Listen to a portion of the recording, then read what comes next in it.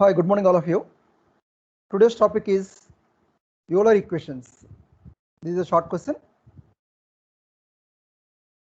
Consider a rigid body rotating about a fixed axis with an angular velocity omega bar. Let r bar be the position vector with respect to origin O of a frame of reference. Let I be the moment of inertia and tau bar be the torque acting on the body. అంటే మనం first ఒక rigid body తీసుకుంటున్నాం. ఆ rigid body అనేది ఒక fixed axis పరంగా omega బార్ని angle వస్తూ rotate అవుతూ ఉంటుంది అనమాట. అంటే ఇక్కడ మనం ఈ ఫిక్స్డ్ యాక్సిస్ పరంగా చెప్తున్నాం. మనం అంటే ఎక్స్వై ప్లేన్ మనం ఎక్స్ వై జెడ్ తీసుకున్నాం అనుకోండి. ఓ ఎక్స్వై జెడ్ అనేది ఒక కోఆర్డినేట్ సిస్టమ్. అది ఆ కోఆర్డినేట్ సిస్టమ్ని మనం ఫ్రేమ్ ఆఫ్ రిఫరెన్స్ అని చెప్పంటాం. ఆ ఫ్రేమ్ ఆఫ్ రిఫరెన్స్ యొక్క ఆరిజిన్ ఓ అనమాట. సో ఓ పరంగా ఎక్స్వై ప్లేన్లో జెడ్ యాక్సిస్ తోటి about Z axis omega bar అనేటువంటి యాంగులర్స్ తోటి ఒక రిజిడ్ బాడీ రొటేట్ మనం తీసుకుంటాం అనమాట. ఇప్పుడు ఆరిజిన్ ఓ పరంగా దాని యొక్క అంటే ఆ రిజిడ్ బాడీ యొక్క సెంటర్ ఆఫ్ మాస్ యొక్క పొజిషన్ వెక్టర్ ఆర్ బార్ అనమాట. అలాగే ఐ అనేది ఏంటి? Angular momentum, I is the moment of inertia అనమాట. Moment of inertia of the rigid body అనమాట. Next tau bar is the torque acting on the rigid body. So మనం అంటే Euler equations అంటే ఏంటి, అవి ఎలా వస్తాయి, దానికోసం మనం ఎలా ఫాలో అవ్వాలి, దానికోసం చేస్తున్నాం అంటే ఫస్ట్ ఇక్కడ మనకు ఈ రిజిడ్ బాడీలో అప్లై అయ్యే టార్క్ టౌ బార్ అంటున్నాం కదా.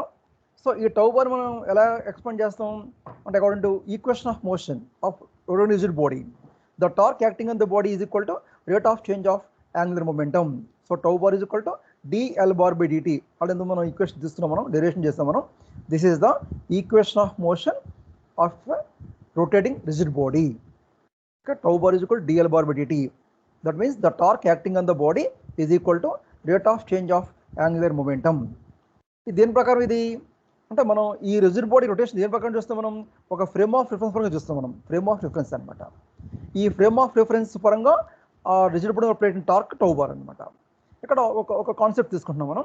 ఆ కాన్సెప్ట్ ఏంటంటే ఇప్పుడు మనం ఈ రిజిడ్ బాడీ యొక్క మోషన్ని ఏం చేస్తున్నాం అంటే వేరే ఇంకో ఫ్రేమ్ తీసుకుంటున్నాం మనం. ఆ రెండో ఫ్రేమ్ ఎలా ఉంటుంది అంటే the motion of the rotating rigid body may also be considered when the axes are attached to a rotating body, అంటే ఏంటి, ఏ రిజిడ్ బాడీ రొటేట్ అవుతూ ఉంటుందో ఆ రిజిడ్ బాడీకి మనం ఒక యాక్సిస్ కనుక ఫిక్స్ చేస్తాము అనుకుంటే, అంటే ఒక ఫ్రేమ్ ఆఫ్ రిఫరెన్స్ తీసుకున్నాం అనుకుంటే మనం, అంటే రిజిడ్ బాడీ తోటి ఫ్రేమ్ ఆఫ్ రిఫరెన్స్ ఉంటుంది అనమాట. అలా ఉన్నప్పుడు దాన్ని ఏమంటారంటే, అటువంటి ఫ్రేమ్ ఆఫ్ రిఫరెన్స్ ఏమంటారంటే రొటేటింగ్ ఫ్రేమ్ ఆఫ్ రిఫరెన్స్ అంటారు, non inertial frame of reference అంటారు అనమాట. అంటే ఓ ఎక్స్ వై జెడ్ అనేది మనకి ఏంటి, ఇనర్షియల్ ఫ్రేమ్ ఆఫ్ రిఫరెన్స్ అనమాట. అది రెస్ట్లో ఉంటుంది. అది అలా రెస్ట్లో ఉన్న ఫ్రేమ్ ఆఫ్ రిఫరెన్స్ పరంగా మనం ఆ రిజిడ్ బాడీ రొటేషన్ చెప్తున్నాం మనం. ఇప్పుడు ఏం చేస్తున్నాం, మళ్ళీ మనం ఏ రిజిడ్ బాడీ అయితే రొటేట్ అవుతూ ఉంటుందో ఆ రిజిడ్ బాడీ పరంగా మనం ఒక ఫ్రేమ్ ఊహించుకుంటున్నాం మనం వేరేగా. అంటే ఆ రిజిడ్ బాడీతో పాటు ఆ ఫ్రేమ్ కూడా రొటేట్ అవుతూ ఉంటుంది అనమాట. సో ఫ్రేమ్ రొటేట్ అవుతుంది కాబట్టి మనకి అది రొటేటింగ్ ఫ్రేమ్ ఆఫ్ రిఫరెన్స్ అంటారు దాన్ని. దానికి మరో పేరు ఏంటంటే non inertial frame of reference కూడా అంటారు అనమాట. సో మనం ఏం చేయాలంటే ఈ రిజిడ్ బాడీ యొక్క మోషన్ని ఈ non inertial frame of reference పరంగా, అంటే రొటేటింగ్ ఫ్రేమ్ ఆఫ్ రిఫరెన్స్ పరంగా మనం డిస్క్రైబ్ చేయడం కోసం ఒక ఈక్వేషన్ ఉపయోగిస్తాం అనమాట. ఇప్పుడు మీరు జాగ్రత్త చూసుకోండి, inertial frame of reference, rotating frame of reference or non inertial frame of reference. There are two types of frames of reference అనమాట. మీకు దీని గురించి థియరీ ఆఫ్ రిలేటివిటీ చెప్తారు మీకు ఫస్ట్ స్టార్టింగ్లో. థియరీ ఆఫ్ రిలేటివిటీలో మీరు ఏం చేస్తారంటే ఫస్ట్ గెలీలియన్ ట్రాన్స్ఫర్ ఈక్వేషన్స్ చేస్తారు మీరు. ఆ గెలీలియన్ ట్రాన్స్ఫర్ ఈక్వేషన్స్ ఏంటి, ఒక ఇనర్షియల్ ఫ్రేమ్ ఆఫ్ రిఫరెన్స్ పరంగా ఉండే కోఆర్డినేట్స్ని మరొక ఇనర్షియల్ ఫ్రేమ్ ఆఫ్ రిఫరెన్స్ పరంగా మీరు కన్వర్ట్ చేసుకోవచ్చు మనం. కాకపోతే అక్కడ రెండు ఫ్రేమ్స్ ఏంటి, బోత్ ఆర్ ఇనర్షియల్ ఫ్రేమ్స్ అనమాట. వాటిలో ఈ Newton's laws, all physical laws are valid అనమాట. ఆ రెండు మనకి ఇనర్షియల్ ఫ్రేమ్స్ కదా. ఒక ఫ్రేమ్ రెస్ట్లో ఉంటుంది, ఇంకో ఫ్రేమ్ రెస్ట్ ఆన్ ఫ్రేమ్ పరంగా యూనిఫామ్ లాస్ తోటి మూవ్ అవుతూ ఉంటుంది అనమాట. ఇక్కడ బోత్ ఆర్ ఇనర్షియల్ ఫ్రేమ్స్ అనమాట. సో ఇక్కడ చెప్పేది ఏంటి, ఒకటేమో ఇనర్షియల్ ఫ్రేము, ఇంకోటి రొటేటింగ్ ఫ్రేమ్ అనమాట. ఇంకోటి ఏంటి నాన్ ఇనర్షియల్ ఫ్రేమ్ అనమాట. అంటే నాన్ ఇనర్షియల్ ఫ్రేమ్ అంటే ఏంటి, ఈ నాన్ ఇనర్షియల్ ఫ్రేమ్లో అంటే రొటేటింగ్ ఫ్రేమ్లో మనకి ఈ న్యూటన్స్ లాస్ అనేవి వ్యాలిడ్ అవ్వవు అనమాట. అంటే ఏంటి, ఆ న్యూటన్స్ లాస్ కొంచెం కరెక్షన్ కూడా చేసుకోవాల్సి వస్తుంది అనమాట. నాన్ ఇనర్షియల్ ఫ్రేమ్ పరంగా మనం ఈక్వేషన్స్ ఆఫ్ మోషన్ కానీ, టార్క్ కానీ, లేదా ఫోర్స్ ఇవన్నీ మనం ఎక్స్ప్లెయిన్ చేయాలి అంటే అక్కడ ఈక్వేషన్స్ అంటే న్యూటన్స్ లాస్ ఆఫ్ మోషన్ అది ఇక్కడ మీకు అప్లై కాదు. రొటేటింగ్ ఫ్రేమ్ ఆఫ్ రిఫరెన్స్ అనమాట, non inertial frame of reference అనమాట. సో ఇప్పుడు మనం ఏం చేద్దామంటే ఈ non inertial frame of reference పరంగా ఉండేటువంటి ఈక్వేషన్ ఆఫ్ మోషన్ని రొటేటింగ్ ఫ్రేమ్ పరంగా కూడా మనం మార్చుకోవచ్చు, రెండు కన్వర్ట్ చేసుకోవచ్చు అనమాట. అది ఎలాగనే మనం ఈ టాపిక్లో ఎక్స్ప్లెయిన్ చేస్తాం అనమాట. దీన్ని మీరు క్లియర్గా మీకు అర్థం కావాలి అంటే, సపోజ్ మీరు మనకి చాలా పండుగలు వచ్చినప్పుడు, సపోజ్ మనకి శివరాత్రి ఇటువంటి పండుగలు వచ్చాయి అనుకోండి, అదే ఎగ్జిబిషన్ పోనీ మీరు ఎగ్జిబిషన్ చూసారనుకోండి, ఎగ్జిబిషన్లో మీకు జెయింట్ వీల్ తిరుగుతూ ఉంటుంది. అలాగే లేకపోతే రంగుల రాట్ నుంచి మీరు చూస్తుంటారు. మీరు రంగుల రాట్ అంటే ఏంటంటే ఒక పెద్ద స్తంభానికి ఒక గుడారంలాగా ఒక గుడిలాగా వేసేసి, అంటే దానికి ఏం చేస్తారు, చుట్టూ ఏం చేస్తారంటే ఏనుగు బొమ్మలు కానీ లేదా గుర్రం బొమ్మలు కానీ చిన్న చిన్న ఉయ్యాలు కానీ పెట్టేసి, అది ఆ స్తంభం పరంగా ఏమవుతుంది, అది తిరుగుతూ ఉంటుంది అనమాట. సో ఈ బొమ్మలు తిరుగుతూ ఉంటాయి అనమాట. ఆ బొమ్మల మీద పిల్లలు కానీ పెద్దలు ఎవరు కూర్చున్నారు అనుకోండి, వాళ్ళు కూడా తిరుగుతూ ఉంటారు అనమాట. అంటే అది ఏమవుతుంది అంటే నిలుగు ఉన్న స్తంభం పరంగా అది తిరుగుతుంది అనమాట. దాన్ని మనం బయట సపోజ్ ఒక వ్యక్తి నిలబడి ఉన్నాడు అనుకోండి, బయట నిలబడిన వ్యక్తి ఆ చూసినటువంటి రంగులట్ను చూసారనుకోండి, అది తిరుగుతూ ఉంటుంది కదా. ఎలా తిరుగుతూ ఉంటుంది, ఒక స్తంభం నిలుగుగా ఉంటుంది అనమాట, నిలుగు ఉన్న స్తంభం పరంగా తిరుగుతూ ఉంటుంది అనమాట. అంటే దాన్ని మనం ఎలా ఎక్స్ప్లెయిన్ చేయొచ్చు అంటే, ఆ బయట నిలబడిన వ్యక్తి ఉన్న గ్రౌండ్ అంతా ఒక ప్లేన్ అనమాట. అది ఆ ప్లేన్ ఎక్స్వై ప్లేన్ అని అనుకోండి, దట్ ఈజ్ ఎక్స్వై ప్లేన్ అనమాట. గ్రౌండ్ అంతా ఎక్స్వై ప్లేన్ అనమాట. ఆ గ్రౌండ్కి పర్పెండిక్యులర్గా స్తంభం ఉంది పైకి నిలువుగా, ఆ స్తంభం పరంగా తిరుగుతుంది అనమాట. ఇది ఏంటి ఆ రంగులాటం అనేది అనమాట. సో అలా తిరుగుతున్నప్పుడు ఇప్పుడు అంటే ఎక్స్వై ప్లేన్లో జెడాక్స్ పరంగా తిరుగుతుంది అనమాట ఆ రంగులాటం అనేది. దాని మీద మీరు రంగులాటం మీద బొమ్మలు ఉంటాయి కదా, ఏనుగు బొమ్మలు గుర్రం బొమ్మలు ఉంటాయి, వాటి మీద కూర్చోవచ్చు, మనుషులు కూర్చోవచ్చు. అలా కూర్చున్నప్పుడు ఏమవుతుంది, వాళ్ళు కూడా తిరుగుతూ ఉంటారు అనమాట. సో బయట నిలబడిన వ్యక్తి ఆ రంగులాటను చూసినప్పుడు దాని మీద కూర్చున్నట్టు ప్రతి మనిషి తిరుగుతూ ఉంటాడు అనమాట, రొటేటివ్ మోషన్ ఉంటాడు అనమాట.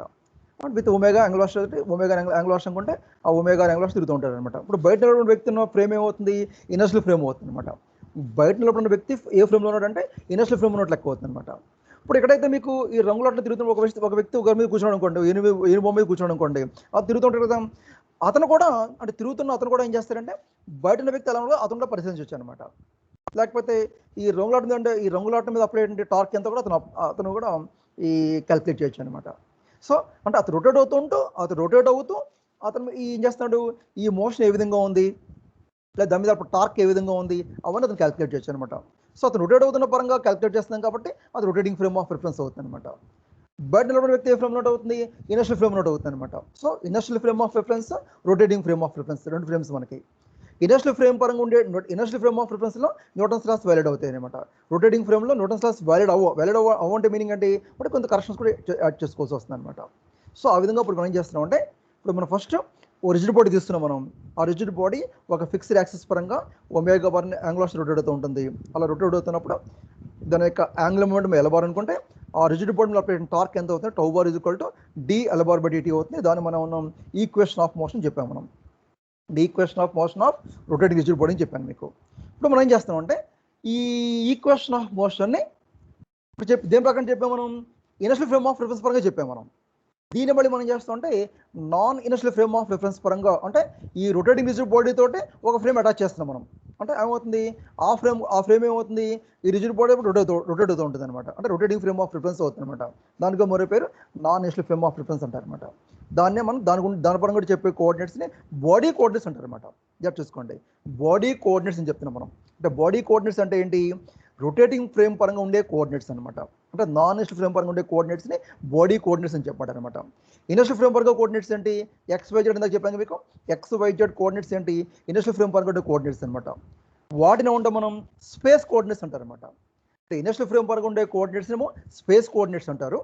ఇది రొటేటింగ్ ఫ్రేమ్ పరంగా అంటే రొటేటింగ్ బాడీకి అటాచ్ చేసిన ఫ్రేమ్ పరంగా ఉండేటువంటి చెప్పే కోఆర్డినేట్స్ని బాడీ కోఆర్డినేట్స్ అని చెప్పంటారు అనమాట. ఇప్పుడు మనం చేద్దాం అంటే స్పేస్ కోఆర్డినేట్స్ని బాడీ కోఆర్డినేట్స్ కింద మార్చుకోవచ్చు, బాడీ కోఆర్డినేట్స్ని స్పేస్ కోఆర్డినేట్స్కి మార్చుకోవచ్చు. అలా మనం అంటే ఒక ఫ్రేమ్ రొటేటింగ్ ఫ్రేమ్ పరంగా ఎలా ఫోర్స్ టార్క్ అప్లై అవుతూ ఉంటుంది, బాడీ యొక్క మోషన్ ఏ విధంగా ఉంది అని చెప్తాం మనం. అదే స్పేస్లో అంటే స్పేస్ ఫ్రేమ్ పరంగా అంటే ఇనర్షియల్ ఫ్రేమ్ పరంగా ఉండే మోషన్ ఏ విధంగా ఉందో మనం ఎక్స్ప్లెయిన్ చేస్తాం అనమాట. So the motion of rotating body may also be considered when the axes are attached to rotating body.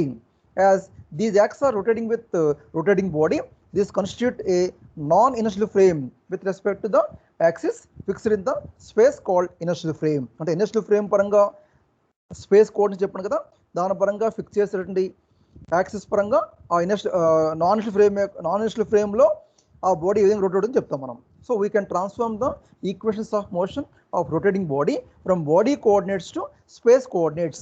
అంటే నాన్ ఇనర్షియల్ ఫ్రేమ్ నుంచి స్పేస్ ఇనర్షియల్ ఫ్రేమ్కి మనం ఆ కోఆర్డినేట్స్ ఎలా కన్వర్ట్ చేస్తాం చెప్తాం మనం.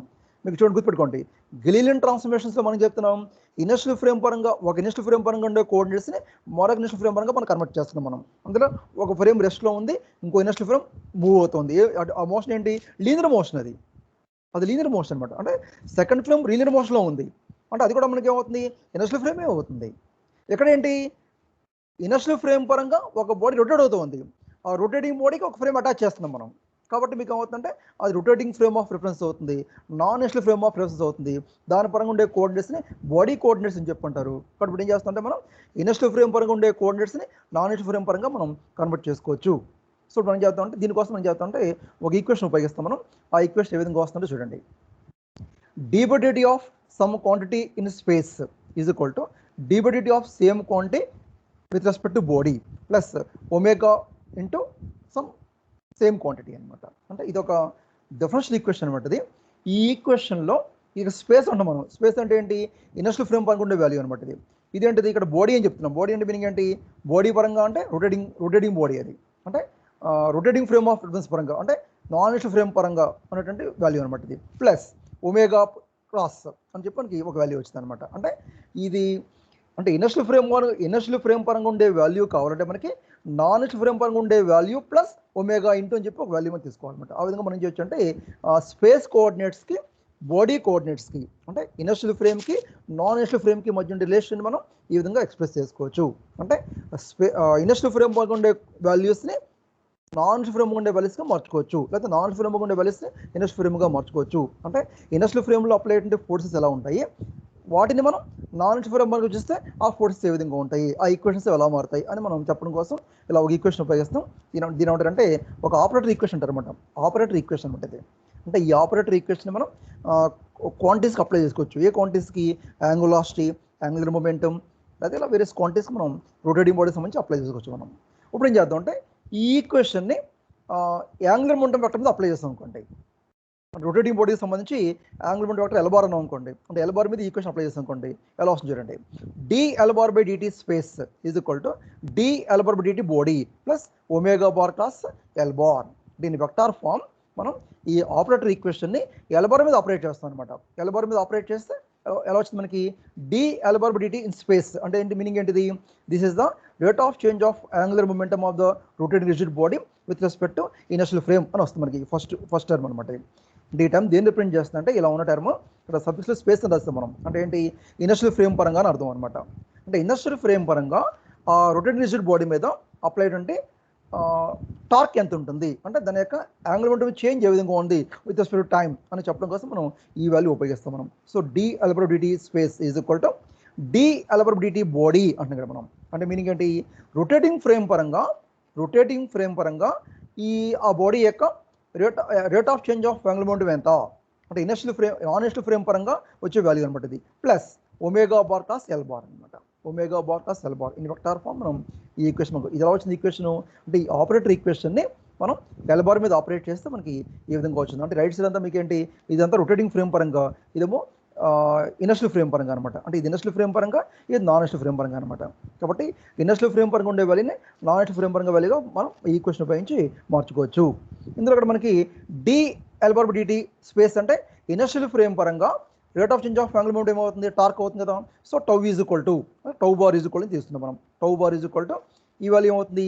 dL/dt plus omega bar plus L bar. అంటే ఇక్కడ నేను సబ్జెక్ట్లో ఇంకా బాడీని రాయడం మానేసారు ఇక్కడ నేను. అంటే ఏంటి? ఇదంతా మీకు అంటే లెఫ్ట్ సైడ్ ఏమో ఇనర్షియల్ ఫ్రేమ్ పరంగా, రైట్ సైడ్ ఏమో నాన్ ఇనర్షియల్ ఫ్రేమ్ పరంగా అనమాట. మీరు చూసుకోండి, లెఫ్ట్ సైడ్ కొంటే టౌ బార్, అది దేని పరంగా? అది ఇనర్షియల్ ఫ్రేమ్ ఆఫ్ రిఫరెన్స్ పరంగా అనమాట. రైట్ సైడ్ క్వాంటిటీ ఏంటి? dL/dt అనమాట. అదేంటది? నాన్ ఇనర్షియల్ ఫ్రేమ్ పరంగా క్వాంటిటీ అనమాట. చాలా కేర్ఫుల్ చూసుకోవాలి మీరు. జనరల్గా కన్ఫ్యూజ్ అయిపోయి ఏం చేస్తారంటే ఇక్కడ dL/dt అంటే ఇది కూడా టౌవే కదా, ఈ టౌ క్యాన్సిల్ చేసుకుందాం అనుకోవచ్చు మీరు. కాదు, ఇది dL/dt టౌ అయినప్పటికీ దేని పరంగా? ఇది నాన్ ఇనర్షియల్ ఫ్రేమ్ పరంగా అనమాట. ఇదేమో ఇనర్షియల్ ఫ్రేమ్ పరంగా అనమాట. జాగ్రత్తగా మీరు కన్ఫ్యూజ్ అవ్వకుండా చూసుకోండి. ఇది లెఫ్ట్ సైడ్ టౌ బార్ అనేది ఏంటి? The torque acting on the rigid body with respect to inertial frame of reference. ఇక్కడ dL/dt అనేది ఏంటి? సో dL/dt అనేది మీకు ఏంటి? This is the rate of change of angular momentum with respect to rotating frame of reference అనమాట, అంటే non frame of reference అనమాట, plus omega bar కా సెల్ బార్. అలా మనకి ఈక్వేషన్ వచ్చింది అనమాట. ఇప్పుడు మనం ఈ ఈక్వేషన్ సంబంధించి దీని కాంపోనెంట్స్ రాసుకోవాలి. మనం దీని కాంపోనెంట్స్ ఎలా రాస్తామంటే ఇక్కడ మనం omega bar cross sell bar ఉంది కదా, మనం ఈ ఒమేగా బార్ సెల్ బార్ని మనం క్రాస్ ప్రొడక్ట్ ప్రకారం ఎక్స్పాండ్ చేస్తున్నాం. మనం ఒమేగా బార్ ఎలా మనం omega bar is equal to I bar omega X plus J bar omega Y plus K bar omega Z అని చెప్పి రాసుకోవచ్చు. మనం ఎల్ బార్ని ఎలా రాయొచ్చు, I bar L X plus J bar L Y plus K bar ఎల్జెడ్గా రాసుకోవచ్చు. మనం అంటే ఒమేగా బార్లో omega X omega Y omega Z మూడేంటి మీకు components of omega bar with respect to axis అనమాట, 3 యాక్సిస్ అనమాట. ఎల్ బార్ అంటే ఏంటి, I bar L X plus J bar LY K plus K bar LZ రాసాం కదా మనం.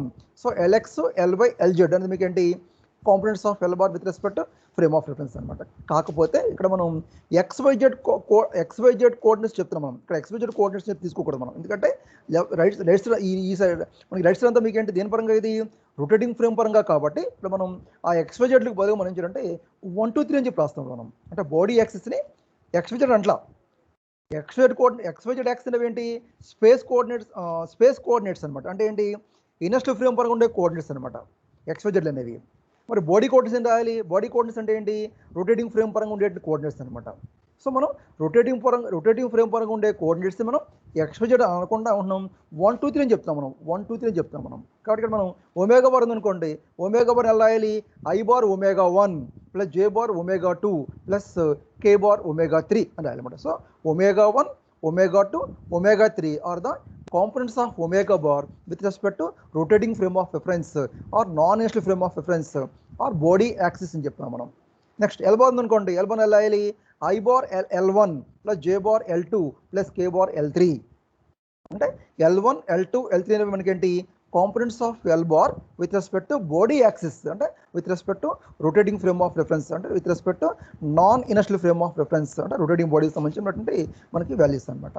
సో మనం ఒమేగా బార్కి సెల్ బార్ని రాసాం అనుకోండి, ఎలా రాయాలి, దాని డిటర్మినెంట్ కింద రాస్తాం కదా మనం ఈ క్రాస్ ప్రొడక్ట్ని. అంటే ముందు I bar J bar K bar అనేది ఒక రో వస్తుంది మనకి, తర్వాత ఒమేగా 1 ఒమేగా 2 ఒమేగా 3 ఇంకో రో కింద వస్తుంది, L1 L2 L3 ఇంకో రో కింద వస్తుంది అనమాట.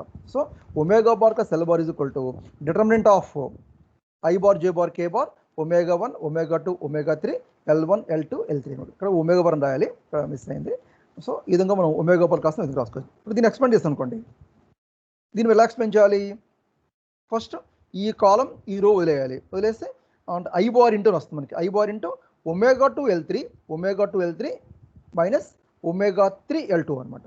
I bar into omega 2 L3 minus omega 3 L2 అనమాట. ప్లస్ ఇది మధ్యలో టర్మ్ వస్తే మైనస్ వేయాలి యాక్చువల్గా మనం, అంటే మైనస్ జే బార్ ఇంటూ రాయాలన్నమాట. మైనస్ జే బార్ రాస్తే ఏమవుతుంది, minus J bar into omega 1 L3 minus omega 3 L1 అనమాట. ఇక్కడ ఏం చేస్తున్నాను కూడా ప్లస్ జే బార్ కింద రాసేసి ఒమేగా 3 L1 ముందు రాస్తాను, మైనస్ ఒమేగా 1 L3 తర్వాత రాస్తాను. Okay, plus K bar into, అప్పుడు కే బార్ అంటే ఏం చేయాలి, ఈ కాలం ఈ రో వదిలేస్తే ఈ రెండు చూడండి omega 1 L2 minus omega 2 L1 అనమాట. సో ఆ విధంగా మనం ఒమేగా బార్ కా సెల్ బార్ని ఎక్స్పాండ్ చేస్తే I bar into omega 2 L3 minus omega 3 L2 plus J bar into omega 3 L1 minus omega 1 L3 plus K bar into omega 1 L2 minus omega 2 L1. అలా మనకి ఈ omega bar కా cell bar యొక్క expansion వస్తుంది అనమాట. కాబట్టి మనం ఏం చేయాలంటే ఈ ఈక్వేషన్ 3లో మనం రైట్ సైడ్ అంతా కూడా మనం ఏం చేయాలంటే మనం ఏం చేయాలంటే in terms of body coordinates పరంగా చెప్పాలి. కాబట్టి బాడీ కోఆర్డినేట్స్ పరంగా అంటే యాక్సిస్ మనం 1 2 3 యాక్సిస్గా రిప్రజెంట్ చేస్తున్నాం, ఎక్స్వైజెడ్ పరంగా కాదు, గుర్తుపెట్టుకోండి. 1 2 3 axis are the body axis, that means they are the axis of rotating frame of reference అనమాట, or non inertial frame of reference అనమాట. ఇనర్షియల్ ఫ్రేమ్ వరకు అయితే ఏం చేస్తాం, ఎక్స్వై అని చెప్తాం మనం. రొటేటింగ్ ఫ్రేమ్ వరకు చెప్తున్నాం కాబట్టి వాటి ప్రకారం మనం 1 2 3 అనేది కోఆర్డినేట్స్ తీసుకుంటాం మనం. సో ఆ 1 2 3 కోఆర్డినేట్స్ ప్రకారం మనం ఈక్వేషన్ 3లో మనం ఈ రైట్ సైడ్ రాస్తే అప్పుడు మనకు మొత్తం ఈ ఈక్వేషన్ కాంపోనెంట్స్ వస్తాయి అనమాట. అంటే టౌ బార్ ఉందనుకోండి, టౌ బార్ ఎలా రాయాలి మనం, అంటే టౌ 1 టౌ 2 టౌ 3 అని రాయాలి మనం. టౌ 1 టౌ 2 టౌ 3 వాల్యూస్ అనమాట. అవి ఎలా ఉంటాయి అంటే రొటేటింగ్ ఫ్రేమ్ పరంగా మనకి వాల్యూస్ ఎలా వస్తే చెప్తాం మనం. సో ఫస్ట్ మనకి అవుతుంది టౌ 1 ఈజ్ ఈక్వల్ టు, ఇప్పుడు మనం ఇక్కడ ఏం చేద్దాం అంటే చూడండి, సో టౌ 1 ఈజ్ అని చెప్పొస్తుంది మనకి left side. Tau 1 is equal to ఎలా వస్తుంది మనకి, ఇక్కడ ఎల్బార్ ప్లేస్ ఏం చేయాలి మనం, ఎల్బార్ ప్లేస్లో ఐ జనరల్గా ఎల్ అంటే ఏంటి, ఐ ఒమేగా కదా. The angular momentum is equal to product of moment of inertia and angular velocity అనమాట. ఎల్ బార్ అంటే ఎల్ అంటే ఇక్కడ మనం ఎల్ బార్ ప్లేస్ ఏం చేయాలి, మనం ఎల్ ప్లేస్లో కాంపోనెంట్ రాయాలి కాబట్టి I1 ω1 అవుతుంది first component. So τ1 I1 into dω1/dt plus ఇక్కడ ఏంటి, ఇక్కడ ఒమేగా బార్ క సెల్ బార్ యొక్క మనం వన్ కాంపోనెంట్ రాయాలి. వన్ కాంపోనెంట్ ఫస్ట్ అంటే ఎక్స్ పరంగా, అంటే ఎక్స్ కాదు ఇక్కడ గుర్తుపెట్టుకోండి, ఎక్స్గా చెప్పాల్సింది మనం 1 2 3 చెప్పాలి మనం. సో 1 యాక్సిస్ పరంగా మనకి ఒమేగా బార్ క సెల్ బార్ యొక్క కాంపోనెంట్ ఏమవుతుందంటే ω2 L3 మైనస్ ω3 L2 అవుతుంది అనమాట. మళ్ళీ దీంట్లో మళ్ళీ మనం ఏం చేయాలి, L3 ప్లస్లో I3 ω3 రాయాలి, L2 ప్లస్లో I2 ω2 అని చెప్పి రాయాలన్నమాట. లాస్ట్ చేస్తే τ1 I1 into dω1/dt plus ω2 I3 ω3 minus ω3 into ω2 I2 అనమాట. అలా మనకి వస్తుంది అనమాట. That is equal to I1 into dω1/dt plus ఈ రెండులో మనం ω2 ω3 కామన్ చేసుకోవచ్చు కదా, అలా కామన్ చేస్తే I1 into dω1/dt plus I3 minus I2 into ω2 ω3. అలా మనం ఈక్వేషన్ 3 యొక్క ఒక కాంపోనెంట్ మనం రాస్తాం. మనం ఆ ఫస్ట్ కాంపోనెంట్ ఈ విధంగా వస్తుంది అనమాట. The rotation around one axis of symmetry is a scalar quantity that can be expressed as τ1 I1 into dω1/dt plus I3 minus I2 into ω2 ω3. అలా మనం 2 యాక్సిస్ 3 యాక్సిస్ పరంగా కూడా మనం రాసుకోవచ్చు అనమాట. అలా రాస్తే according to 2 axis τ2 I2 into dω2/dt. ఇక్కడ L2 ఉంది మనకి, అంటే L2 ప్లేస్ ఏం చేయాలి, I2 ω2 అని చెప్పి రాయాలన్నమాట. So τ2 I2 into dω2/dt plus ω1 into I1 ω3 minus ω1 into I3 ω3 is equal to I2 into dω/dt. దీన్ని రౌండ్ చేస్తాం మనం. ప్లస్ ఈ రెండులో కామన్ ఉంది ఏంటి, ω1 ω3 కామన్ చేయొచ్చు కదా, అంటే ω3 ω1 కామన్ చేస్తాం మనం. చేస్తే τ2 I2 into dω2/dt plus I1 minus I3 into ω3 ω1. So that is the second component, that is along 2 axis మనకి టార్క్ యొక్క కాంపోనెంట్ అవుతుంది అనమాట. Next along 3 axis the component is τ3 అనమాట.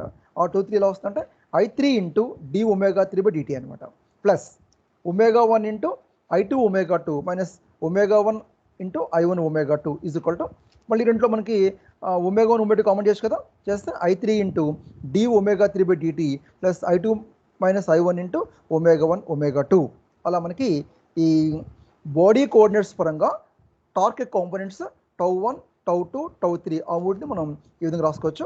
ఇలా రాస్తే మీకు 3 ఈక్వేషన్స్ వచ్చాయి మనకి. ఆ ఈక్వేషన్స్ 4 5 6 అనమాట. ఆ 4 5 6 ఈక్వేషన్స్ మనం ఉంటుంది they are called Euler equations అంటారు వాటిని. So Euler equations of rotational motion for rigid body fixed at 1 point. అంటే ఒక రిజిడ్ బాడీ రొటేట్ అవుతుంటే ఆ రిజిడ్ బాడీకి సంబంధించి మనం వాటికి టార్క్ సంబంధించిన కాంపోనెంట్స్ని ఒక రొటేటింగ్ ఫ్రేమ్ పరంగా ఉండే కాంపోనెంట్స్ ఏ విధంగా ఉంటాయి, ఫిక్స్డ్ ఫ్రేమ్ పరంగా కాంపోనెంట్స్ ఏ విధంగా ఉంటాయి, వాటి రిలేషన్ చెప్పేటువంటి ఈక్వేషన్స్ మనకి యూలర్ ఈక్వేషన్స్ అవుతాయి అనమాట.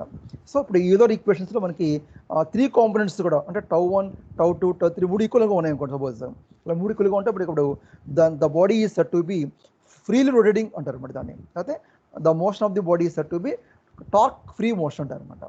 ఇప్పుడు τ1 τ2 τ3 ఆ 3 కాంపోనెంట్స్ ఈక్వల్గా ఉంటే, టార్క్ కాంపోనెంట్స్ 3 ఈక్వల్గా ఉంటే then the body is set to be freely rotating అంటారు అనమాట.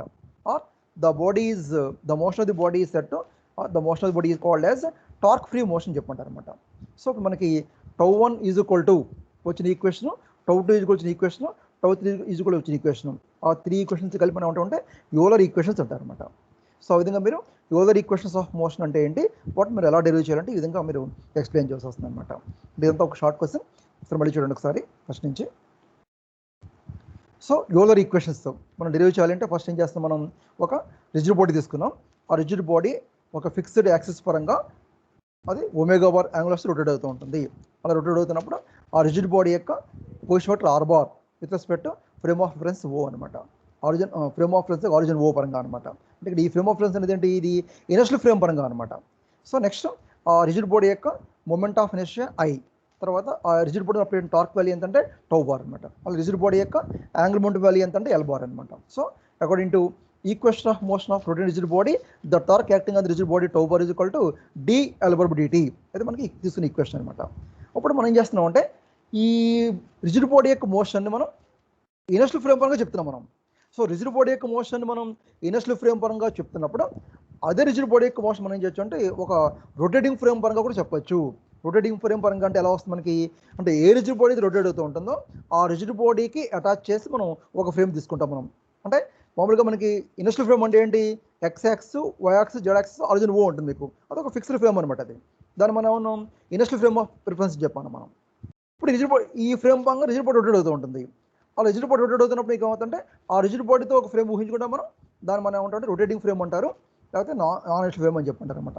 దానికి మీకు ఎగ్జాంపుల్ చెప్పాను కదా మీకు, ఒక రంగులాటను తిరుగుతున్నప్పుడు బయట నిలబడిన వ్యక్తి ఆ రంగులాటని రొటేషన్ చూస్తూ ఉంటాడు. సో బయట నిలబడిన వ్యక్తి ఏ ఫ్రేమ్ నోట్ అవుతుంది, rotating frame, sorry inertial frame note అవుతుంది అనమాట. Inertial frame of preference note అవుతుంది అనమాట. అంటే ఎక్స్ వై ప్లేన్ గ్రౌండ్ అనమాట. ఆ రంగులాట తిరిగే స్తంభం, రాడ్ మధ్యలో స్తంభం చూస్తారా, ఆ స్తంభం ఏంటి, జెడాక్స్ అనుకోవచ్చు దాన్ని. అంటే ఎక్స్ వై ప్లేన్కి పర్పుల్ జెడాక్స్ ఉంటుంది అనమాట. దాని పరంగా ఆ బాడీ రొటేట్ అవుతూ ఉంటుంది అనమాట. దాన్ని బయట నిలబడే వ్యక్తి అబ్జర్వ్ చేస్తూ ఉంటాడు అనమాట. తర్వాత ఈ ఆ రంగులాటలో పడి తిరిగే వ్యక్తి ఉంటాడు, చాలా మంది తిరుగుతూ ఉంటారు. దాంట్లో ఒక వ్యక్తి మనం తీసుకుంటే అది అతను రొటేట్ అవుతూ ఉంటారు అనమాట. ఇప్పుడు అతని పరంగా రొటేట్ అవుతుంటే అతని పరంగా మనం ఆ రంగులాట మోషన్ చూస్తున్నాం అనుకోండి. అంటే ఏంటి, రిజిడ్ బాడీ రొటేట్ అవుతున్నప్పుడు ఆ రిజిడ్ బాడీ రొటేషన్తో పాటు ఒక ఫ్రేమ్ అటాచ్ చేస్తాం మనం, దాన్ని రొటేటింగ్ ఫ్రేమ్ అంటాం మనం. సో అటువంటి రొటేటింగ్ ఫ్రేమ్ పరంగా కోఆర్డినేట్స్ ఏ విధంగా ఉంటాయి. సో మనం ఏం చేద్దాం అంటే ఇనర్షియల్ ఫ్రేమ్ పరంగా ఉండే కోఆర్డినేట్స్ని రొటేటింగ్ ఫ్రేమ్ కోఆర్డినేట్స్గా మార్చుకోవచ్చు. We can transform the equations of motion of rotating body from body coordinates, అంటే నాన్ ఇనర్షియల్ ఫ్రేమ్ పరంగా ఉండే కోఆర్డినేట్స్ని టు స్పేస్ కోఆర్డినేట్స్ అంటే ఇనర్షియల్ ఫ్రేమ్ పరంగా మార్చుకోవచ్చు. అంటే నాన్ ఇనర్షియల్ ఫ్రేమ్ పరంగా ఉండే కోఆర్డినేట్స్ని స్పేస్ పరంగా ఉండే కోఆర్డినేట్స్గా మార్చుకోవచ్చు, లేదా స్పేస్ పరంగా ఉండే కోఆర్డినేట్స్ని నాన్ ఇనర్షియల్ ఫ్రేమ్గా మార్చుకోవచ్చు. అలా మార్చుకోవడం కోసం మనం ఒక ఈక్వేషన్ ఇస్తున్నాం మనం. ఆ ఈక్వేషన్ ఏంటి, d by d t of space is equal to d by d t of some quantity with respect to body plus omega into some quantity అనమాట. అంటే ఇది ఒక ఆపరేటర్ ఈక్వేషన్ అని చెప్పంటారు. ఈ ఆపరేటర్ ఈక్వేషన్ మనం ఎల్బర్ మీద ఆపరేట్ చేసుకోవచ్చు. ఎల్బర్ మీద ఆపరేట్ చేస్తే d L bar d t space is equal to d L bar d t body plus omega పరంగా సెల్ బార్. అంటే లెఫ్ట్ సైడ్ ఏమో స్పేస్ పరంగా ఉండేటువంటి క్వాంటిటీ, రైట్ సైడ్ ఏమో బాడీ పరంగా ఉండే క్వాంటిటీ. అంటే ఇదేమో లెఫ్ట్ సైడ్ ఏమో ఇనర్షియల్ ఫ్రేమ్ పరంగా ఉండే క్వాంటిటీ అవుతుంది, రైట్ సైడ్ ఏమో నాన్ ఇనర్షియల్ ఫ్రేమ్ పరంగా అంటే రొటేటింగ్ ఫ్రేమ్ పరంగా ఉండే ఈ క్వాంటిటీస్ అవుతాయి అనమాట. సో మనం ఆ టూ క్వాంటిటీస్ని ఆ విధంగా ఈక్వల్ చేసుకోవచ్చు. అలా ఈక్వల్ చేసి మనం tau bar is equal to d L bar d t plus omega పరంగా సెల్ బార్. అంటే ఇదేమో రొటేటింగ్ ఇనర్షియల్ ఫ్రేమ్ పరంగా, ఇదేమో రొటేటింగ్ ఫ్రేమ్ పరంగా అనమాట. ఇప్పుడు మనం చేస్తామంటే ఒమేగా పరంగా సెల్ బార్ సంబంధించి కాంపోనెంట్స్ తీసుకుని మనం ఇక్కడ కాంపోనెంట్స్ తీసుకుని ఏం చేయాలి, ఇక్కడ మనం ఎక్స్వైజెడ్ కాంపోనెంట్స్ అనకూడదు మనం. ఎందుకంటే ఇక్కడ రొటేటింగ్ ఫ్రేమ్ పరంగా ఉండే కోఆర్డినేట్స్ కాబట్టి, అంటే బాడీ కోఆర్డినేట్స్ కాబట్టి మనం ఆ బాడీ కోఆర్డినేట్స్ ఏమంటారంటే ఎక్స్వైజెడ్కి బదులుగా 1, 2, 3 అని చెప్పి తీసుకోవాలి మనం. అంటే కాంపోనెంట్స్ ఏమవుతాయంటే ఒమేగా బార్ కాంపోనెంట్స్ ఏమవుతాయంటే ఒమేగా 1, ఒమేగా 2, ఒమేగా 3 అవుతాయి అనమాట. L bar components ఏమవుతాయంటే L1, L2, L3 అవుతాయి అనమాట. సో ఆ విధంగా మనం తీసుకుని ఒమేగా పరంగా సెల్ బార్ని ఎక్స్పాండ్ చేసి మనం ట్రాన్స్పోర్ట్ ప్రకారం ఎక్స్పాండ్ చేసుకుని మనం ఆ కాంపోనెంట్స్ తీసుకుంటే మనకి టౌ1, టౌ2, టౌ3 అని 3 ఈక్వేషన్స్ వస్తాయి అనమాట. Tau one is equal to I1 into d omega 1 by dt plus I3 minus IT into omega 2 omega 3. Next tau two is equal to I2 into d omega 2 by dt plus I1 minus I3 into omega 3 omega 1.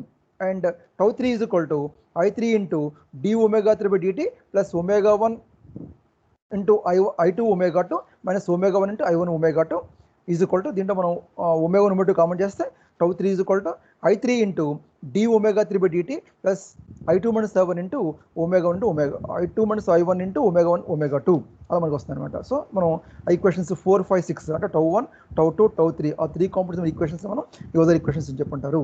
So Euler equations of rotational motion for rigid body fixed at 1 point చెప్తామంట. So దీంట్లో మనం tau one is equal to tau two is equal tau three అయితే, అంటే ఆ torque components 3 ఈక్వల్గా ఉంటాయి, then the body is set to be freely rotating and the motion of the body is called torque free motion అని చెప్తారు అనమాట.